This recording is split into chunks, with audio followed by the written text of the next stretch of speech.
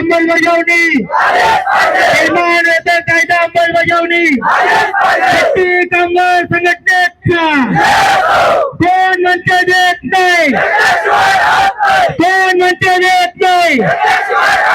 किमान वेतन कायद्याची अंमलबजावणी, किमान वेतन कायद्याची अंमलबजावणी, शेती कामगार संघटनेचा, कामगार एकजूट संघटनेचा, अखिल भारतीय छात्र संघटनेचा कोण म्हणते देत नाही, कोण म्हणते देत नाही.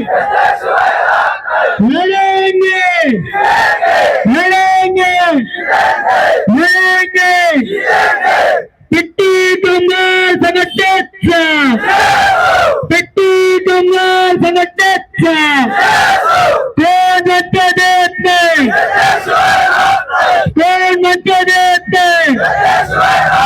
किमान वेतन कायद्याची अंमलबजावणी, किमान वेतन कायद्याची अंमलबजावणी.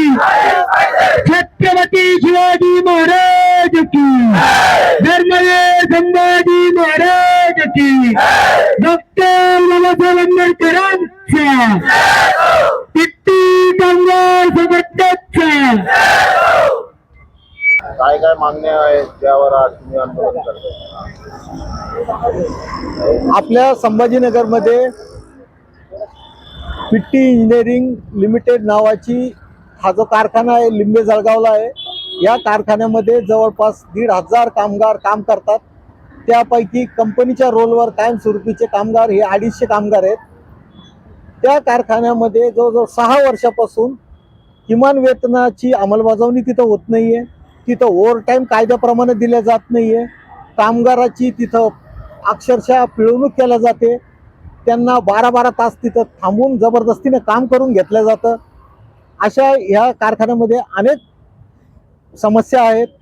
कुठल्याही तिथं सेफ्टीचं कुठलंही तिथं संसाधन नाही आहे. दर महिन्यामध्ये कमीत कमी 1-2 ॲक्सिडेंट होतात. त्याच्यावरही कोणाचं लक्ष नाही आहे. अशा ह्या ज्या काही समस्या आहेत, या समस्याच्या कारणाने आम्ही वेळोवेळी कामगार उपायुक्त कार्यालय, फॅक्टरी इन्स्पेक्टर ऑफिस आणि संबंधित व्यवस्थापनाला आम्ही वेळोवेळी पत्रव्यवहार करून त्यांना याबाबत कळवले, परंतु त्यांचा कोणाचाही पाहिजे तसा रिस्पॉन्स तिथं आला नाही.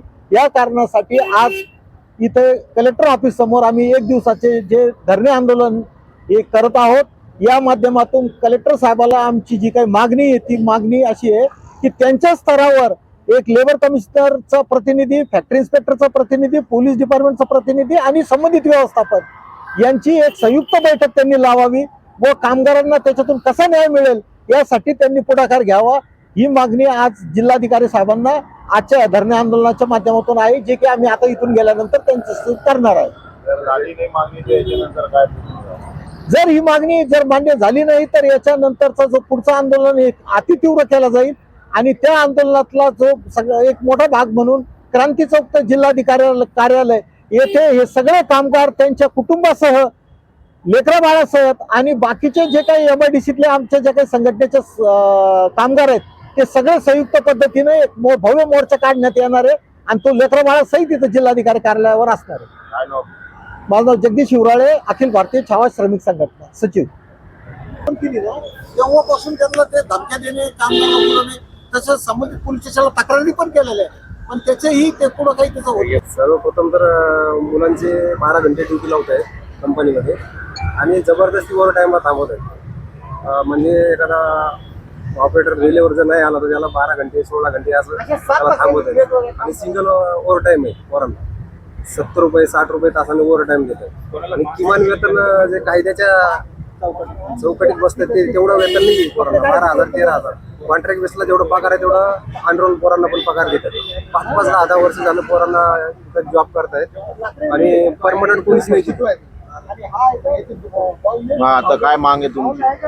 मागणी अशी आहे की परमनन्सीचं लेटर दिलं पाहिजे आम्हाला, परमनंट म्हणून घेतलं पाहिजे आणि बाकीच्या गोष्टी जे कायद्यामध्ये जे वेतन आहे समजा ते लागू झालं पाहिजे, आम्हाला भेटलं पाहिजे. किती कामगाराला परमनंट करायला पाहिजे? आमची जे संघटना आहे जगदीश भाऊच्या संघटनेमध्ये जेवढे लोक आहेत तेवढे करायला पाहिजे. बाकीचे लोक जे संघटनेमध्ये यायला तयार आहेत पण त्यांना ते त्रास देत आहेत, समजा थांबून ठेवलेले बस कामावरून कमी करण्याची काढून टाकण्यासाठी धमकी देत आहे. हा काय म्हणतो ते? कामावरून कमी करू, तुम्हाला घेणारच नाही परत, तुम्ही बघा तुमचं काय करायचं ते. कशामुळे असं सांगतो ते? 12 घंटे ड्युटी नाही केल्यानंतर दबाव टाकते, करा हुकुमशाही पद्धतीने काम करू नये. हुकुमशाही पद्धती, दडपशाही पद्धतीने काम करायचं. काय नाव तुमचं? पण आम्हाला मोबाईल अलाउड नाहीये. आणि सर काय म्हणतो ते?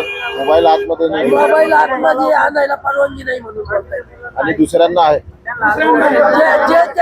त्यांच्या युनियन मध्ये जे आहे त्यांना आहे, इंटरनल मध्ये जे आहे त्यांना मोबाईल अलाउड आहे.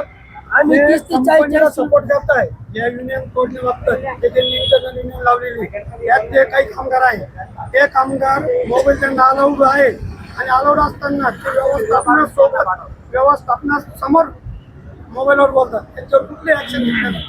आमच्या कामगाराकडे कुठला मोबाईल नाही, पण समजा सुपरवायझरचा मोबाईल आहे. तुमचा मोबाईल कॅबिनला जमा करत नाही. कॅबिनला जमा करतात, कॅबिनला जमा मोबाईल करतात, संध्याकाळी रिटर्न करतात. आता तुम्ही हे केलंय, आता जर कामावरून काढा टाकलं तर परिणामाला सामोरं जायचं आहात ना तुम्ही तयार? सगळं